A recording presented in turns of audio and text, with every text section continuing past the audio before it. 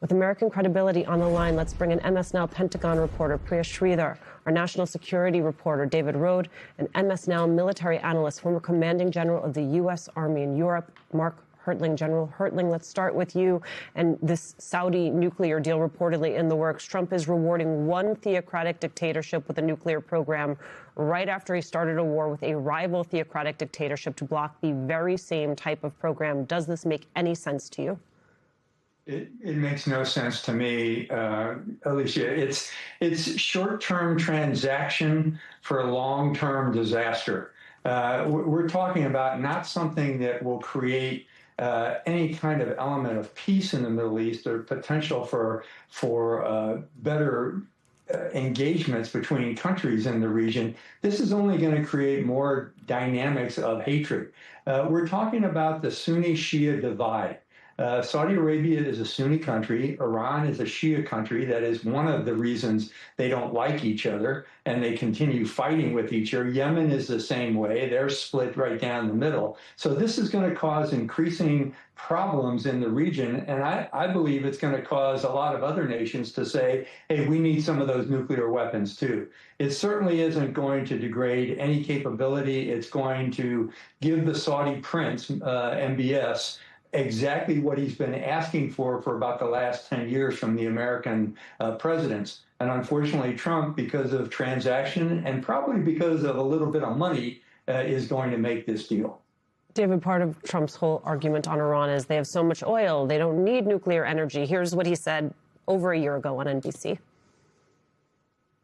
There's a new theory going out there that Iran would be allowed to have civilian, meaning to make electricity, but I say, you know, they have so much oil, what do they need it for?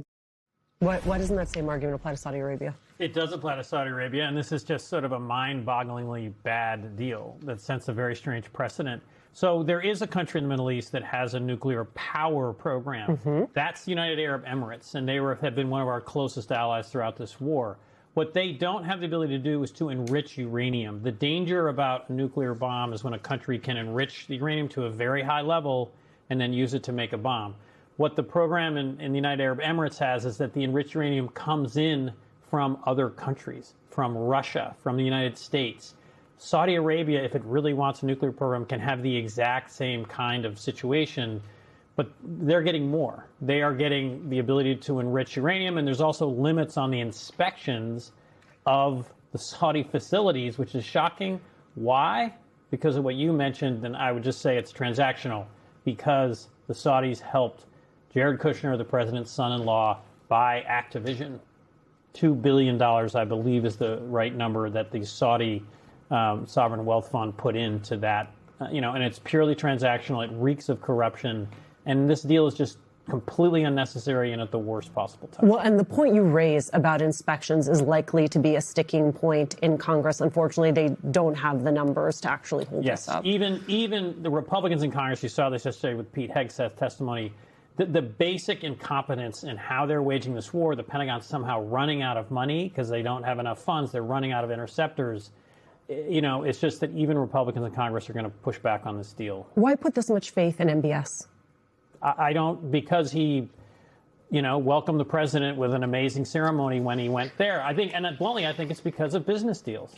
You murder a journalist. Thank you for mentioning Jamal Khashoggi. Mm-hmm. This is Prince Buzzsaw, if I believe is the correct term, in terms of what was used to dismember his body. But if you welcome President Trump, if you do business with the Trump family, you get to enrich uranium. That can, if not, closely monitored, can lead Saudi Arabia to possibly create a nuclear bomb. Why do this now?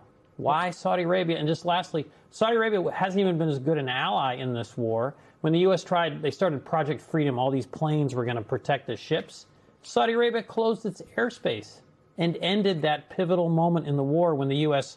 could have maybe taken control of the Strait of Hormuz from Iran.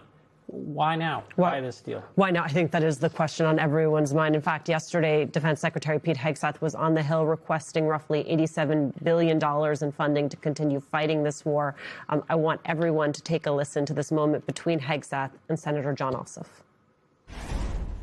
On day 14 of this conflict, in the second week of the conflict, you stated that Iran's military had been, quote, destroyed and, quote, made combat ineffective. Was that an accurate statement?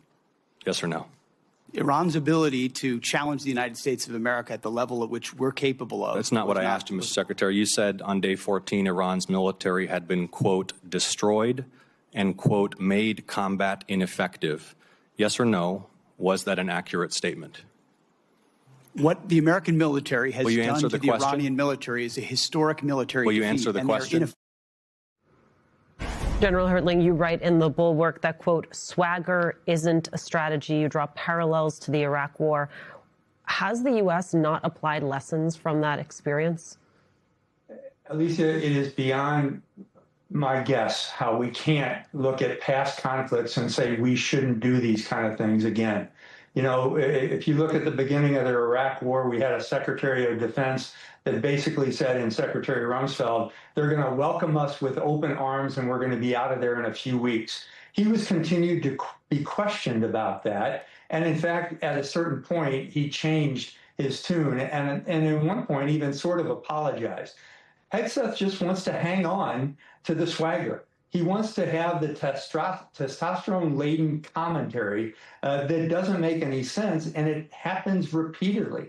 And what I said in that article you just mentioned is I learned that lesson very early on in my career.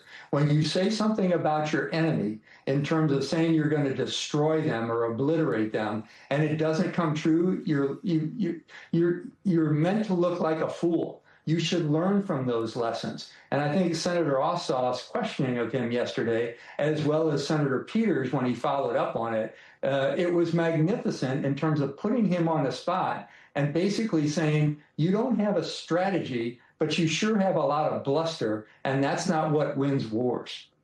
Priya, a lot of the questioning yesterday had to do with what this war is costing. Secretary Hegseth testified it has cost $37.5 billion so far. Why then are we hearing estimates from lawmakers, from experts that are 3 times that number?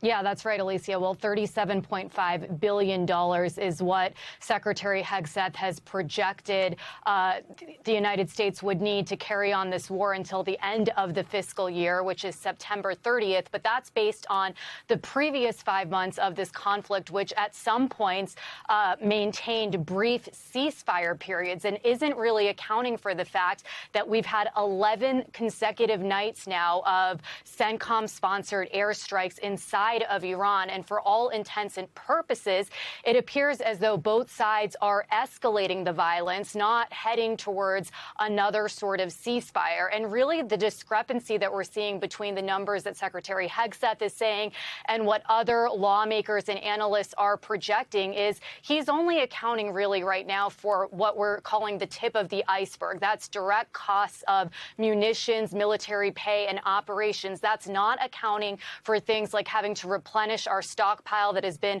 dramatically reduced over the past 5 months and would take years to replenish to pre-war levels, much less the battle damage that has occurred to bases in Gulf countries that host U.S. forces.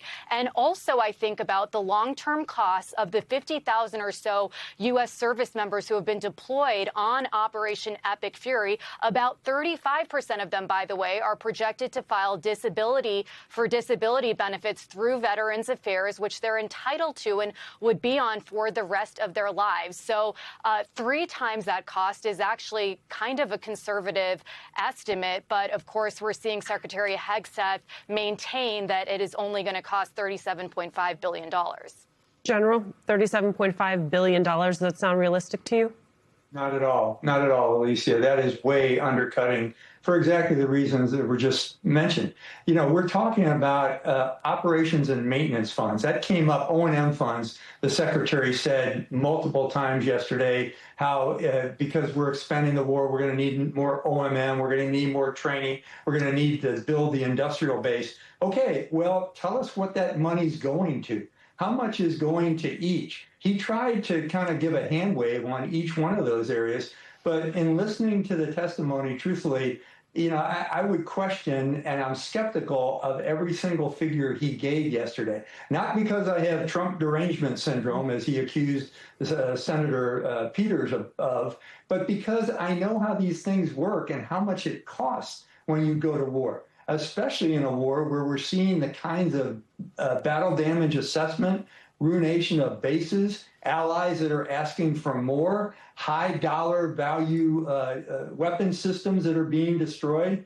All of these things cost a lot of money. When they did the first 45 days of the air campaign, that in and of itself, Secretary Hegseth said a few months ago, cost about $25 billion. They've since tripled the amount of things that they're doing on a nightly basis, about 400 or 500 strikes per night, using all precision kinetic weapons. That's got to cost a lot of money, and there's been a whole lot of defensive requirements in the air defense community as well. And we're seeing that across the board. The Defense Department is not giving the Congress or the American people the facts on where we stand in this conflict.